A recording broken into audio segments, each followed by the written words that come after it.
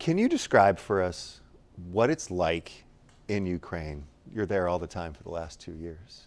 Well, it's a war zone. Over the last 2 years, since the start of the full-scale invasion, Russia has launched thousands of missiles and drones, including from North Korea, including from Iran, on Ukraine, on its critical energy infrastructure, on its cities, and as well as fought with its military forces. What's it like to be there, to live there? What happens on a day-to-day basis in terms of dealing with those types of dangers and threats? Well, I have an incredible team of diplomats from across the government who are there together with me under really challenging circumstances. We have air raid alerts every single day. A couple happened even since I've just been back in America. And we work 24/7 to support the president's objectives to help Ukraine win the war, to help keep the economy alive, and also to support Ukraine's efforts to transform into a country that is a stronger democracy in the context of war. And are there times where it's stop a meeting and head to a bunker? Absolutely, a lot of times actually. People might say like, well, should we be there? My answer is absolutely yes. We need to be there, and we try very hard to manage the risk, but there is a risk because of the missiles and drones that Putin is launching into the country. But importantly, even outside of Kyiv, where my embassy is based, there's a lot of attacks that are happening in cities and villages across Ukraine. So for example, right now in Kharkiv, which is Ukraine's second largest city, is under really devastating attack from Russia. The Ukrainians are now holding their own, but the Russians are sending 1-ton World War II era bombs onto the city. If you can imagine that, if that were an American city, what our response would be. But it underscores the importance of us being there in order to try to support Ukraine in its effort to fight this invasion by Russia. How dangerous is it for you? It's hard to calculate. I don't really think about that. I have a security office and people who think all the time about my security, but also importantly to me, most importantly, the security of my team. And I'm confident that they are doing everything possible to manage the risk and mitigate the risk where they can. The threat is primarily from the sky.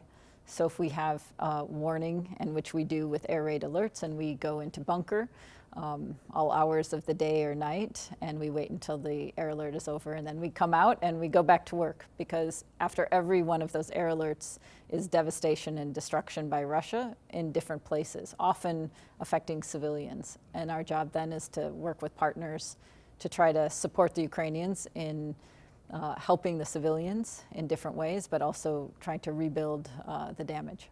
I can't imagine that there's a typical day there, but what would a day be like for you and what you're focusing on? Yeah, this is an excellent question. So there definitely isn't a typical day, but what I can say is that every single moment, every single waking moment of my day is spent on how do we best execute our objective with the Ukrainians. And so usually it's quite an early rise to first know what's happened overnight. And that's if we don't have an air raid alert where we're in the bunkers in the early morning. That often does happen. And then I come together with my team and work with them. And they talk to me and brief me and give advice and recommendations on what we can do in various ways.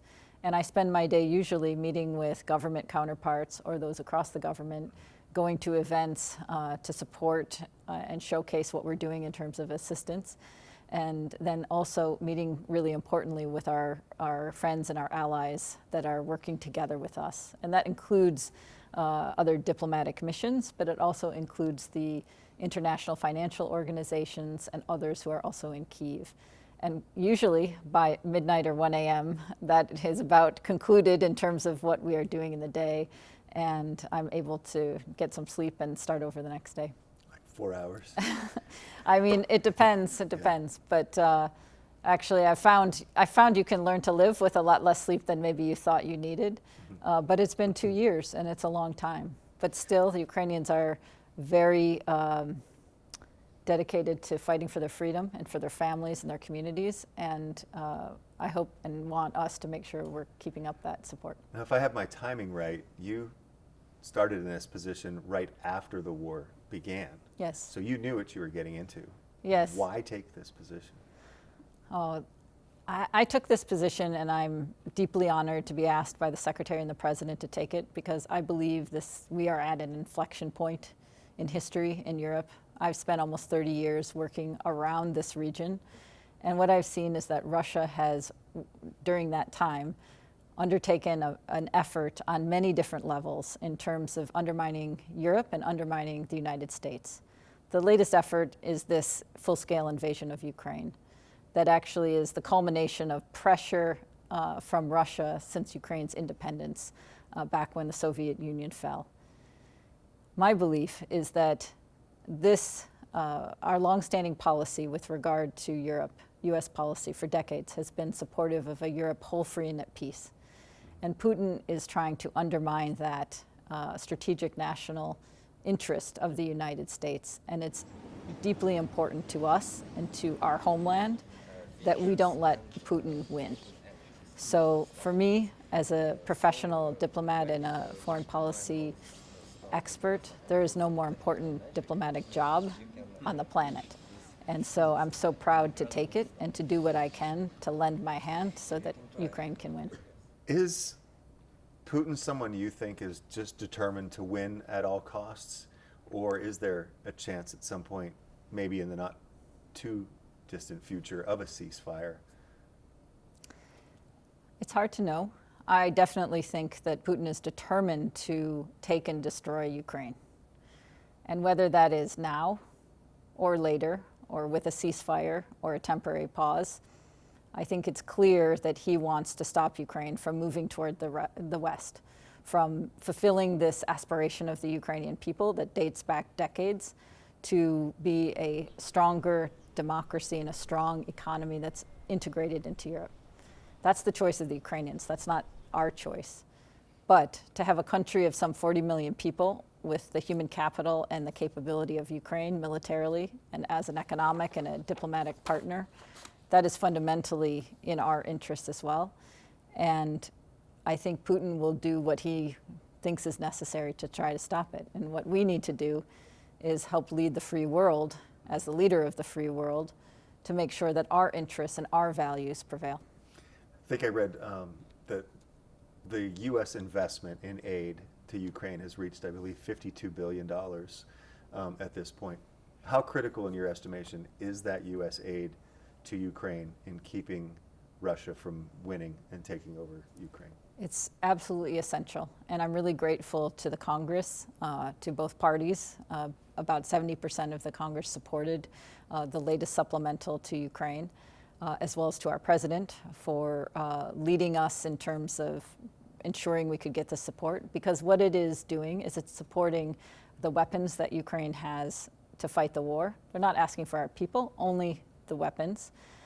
It's also supporting efforts to give some budget support so they can pay their first responders and others that are responding to all of Russia's attacks. Every penny of Ukraine's tax money goes to their military, goes to the fight, every single penny.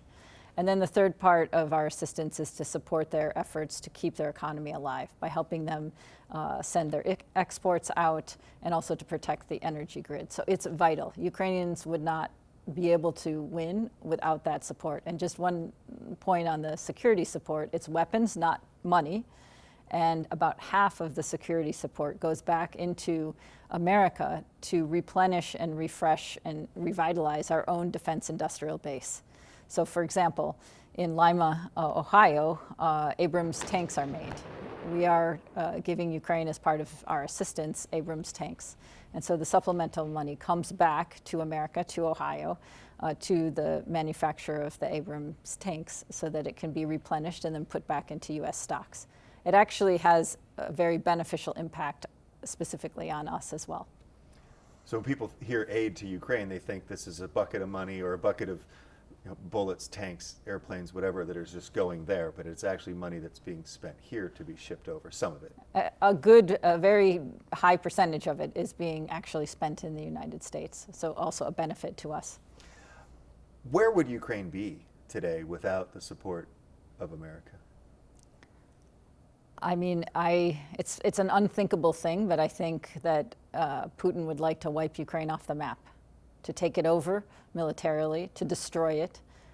Towns and villages, especially in the east, have been completely flattened and destroyed. It's heartbreaking. In addition to people who have been killed, and not just the military people, the civilians. The numbers are not even fully known. There are over 100,000 cases of war crimes and atrocities that I can only imagine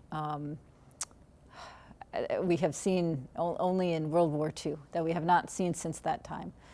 There are almost 10 million people who remain displaced, either inside Ukraine or outside Ukraine. 10 million. 10 million, and over $486 billion worth of damage.